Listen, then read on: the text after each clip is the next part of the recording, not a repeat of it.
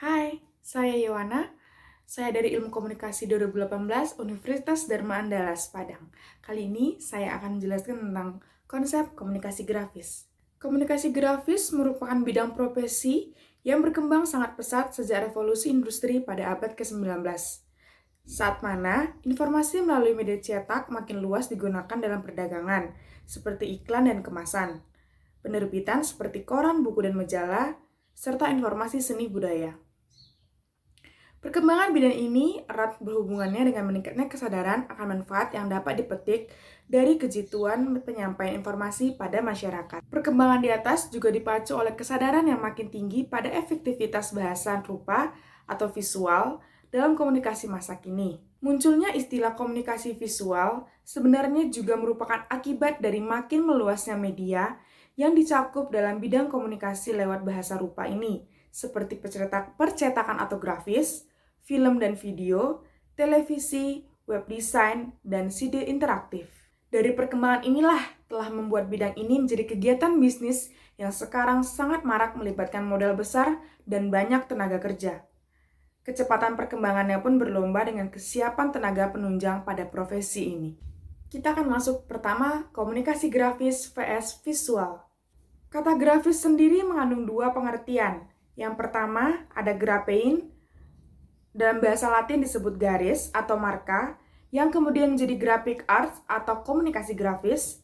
Yang kedua ada graphicsvaken, dalam bahasa Belanda disebut pekerjaan cetak, yang di Indonesia menjadi grafika, diartikan sebagai percetakan.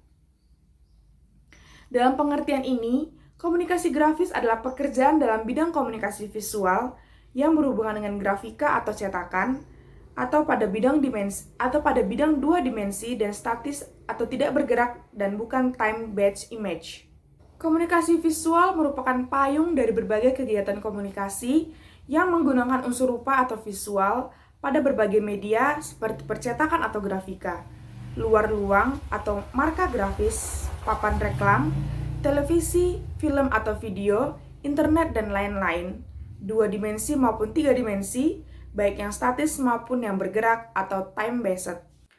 Bidang profesi komunikasi grafis meliputi kegiatan penunjang dalam kegiatan penerbitan, media massa cetak, koran dan majalah, periklanan, dan biro grafis. Selain itu, komunikasi grafis juga menjadi penunjang pada industri non-komunikasi, seperti lembaga swasta atau pemerintah, pariwisata, hotel, pabrik, atau manufaktur, atau juga bisa dengan usaha dagang. Sebagai in-house grafis di Departemen Promosi atau tenaga grafis pada Departemen Public Relation perusahaan. Yang kedua, kita masuk pada standar kompetensi. Yang pertama ada desain grafis, yaitu merancang atau menyusun bahan seperti huruf, gambar, dan unsur grafis lain menjadi informasi visual pada media cetak yang dimengerti publik. Yang kedua ada ilustrasi, yaitu menampilkan informasi dengan keterampilan gambar tangan dan penuangan daya imajinasi. Yang ketiga ada fotografi, yaitu menampilkan informasi dengan keterampilan menangkap cahaya melalui kamera dan kepiawaian memilih atau mengolah hasil bidikan. Yang ketiga kita memasuki prakondisi kerja. Bidang komunikasi grafis merupakan bagian dari ilmu seni rupa yang dimanfaatkan untuk berkomunikasi. Karena itu, ada beberapa hal yang menyangkut wawasan, keterampilan, dan kepekaan yang disyaratkan bagi orang yang sebelum masuk dalam bidang ini.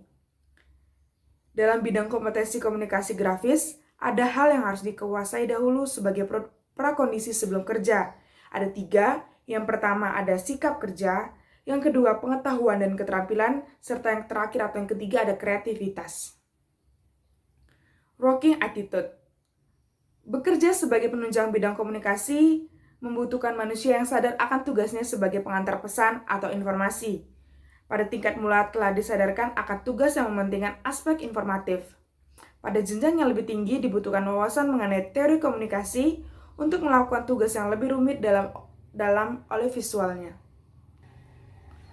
Hal ini menyangkut pertimbangan, seperti misi atau message, apa maksud informasi tersebut. Kedua ada khalayak atau audiens, atau siapa masyarakat atau siapa pelihat yang dituju. Ketiga ada sasaran atau objektivis. yaitu apa yang diharapkan setelah mendapatkan informasi tersebut. Kerumitan ketiga aspek ini akan berkembang sejalan dengan makin kompleksnya masalah komunikasi yang dihadapi. Selanjutnya, kita akan membahas tentang skill dan knowledge. Dibagi menjadi 5. Yang pertama, pengetahuan keterampilan dan kepekaan oleh unsur rupa atau desain, seperti line, shape, form, tekstur, space, tone, dan color, dan sebagainya, serta prinsip desain seperti harmoni, balance, rhythms, contrast, depends, dan seterusnya. Untuk desain grafis disyaratkan penguasaan garida atau grid system dan kolom halaman. Kedua, ada pengetahuan warna, seperti lingkaran warna, hue, analog, saturation, chromatic, dan lain-lain, dan kepekaan warna, baik adiktif atau cahaya langsung, maupun subtraktif atau pantulan atau pigmen, pengetahuan warna monitor atau RGB, dan warna untuk percetakan atau CMYK dan spot color. Ketiga, ada khusus untuk sub bidang desain grafis, disyaratkan memiliki pengetahuan dan keterampilan dalam olah huruf atau tipografi, keluarga huruf, kurang huruf, bobot huruf, istilah dalam tipografi, keterampilan mengolah huruf secara manual atau dengan tangan, maupun secara digital atau dengan komputer. Keempat, ada khusus untuk sub bidang ilustrasi, disyaratkan memiliki keterampilan menggambar dan kepekaan pada unsur gambar, atau garis, bidang warna, dan lain-lain.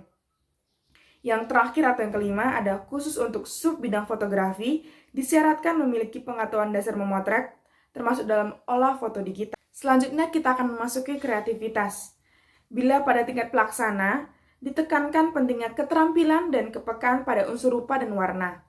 Maka pada tingkat yang lebih tinggi atau setingkat dengan teknisi hingga ahli, kemampuan kreatif merupakan kunci dalam profesi ini.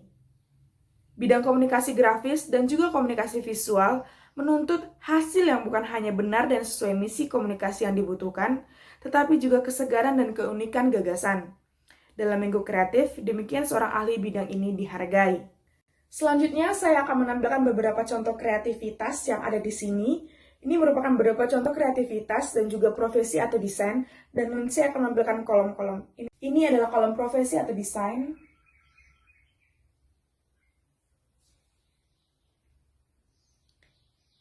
Ini adalah kolom profesi ilustrasi dan animasi.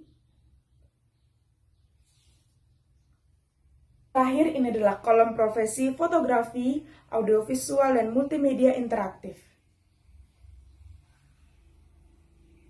Sekian penjelasan saya tentang konsep komunikasi grafis. Saya Yohana, sampai jumpa. Dah.